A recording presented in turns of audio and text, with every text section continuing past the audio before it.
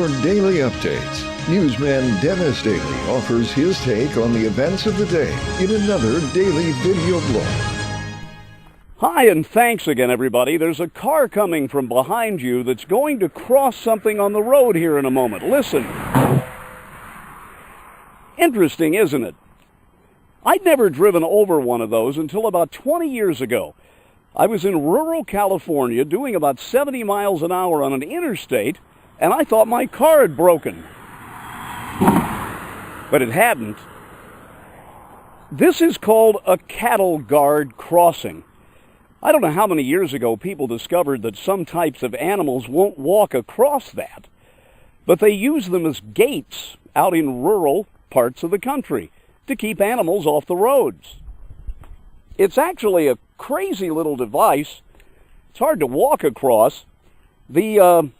Whatever these are, the cross members are just far enough apart that you can kind of get your foot down in there. You can drive across, but a lot of animals can't get across here. So it's a very effective gate. Sometimes called cattle grids, you see them mostly where roads that carry a lot of traffic go across fence lines. Either the owners of animals don't want them to get onto the highway, or the highway department doesn't want the animals, such as deer, on the roads. These gates can be seen throughout the world. They're very common in Australia and Scotland, and in a lot of national parks. In the West, the Forest Service and other land management agencies are big users of cattle guard crossings.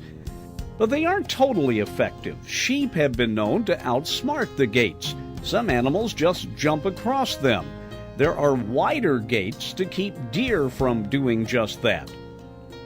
Since animals don't have the same depth perception as humans, some highway engineers found out that just painting the pattern on a road is enough to keep some animals from crossing.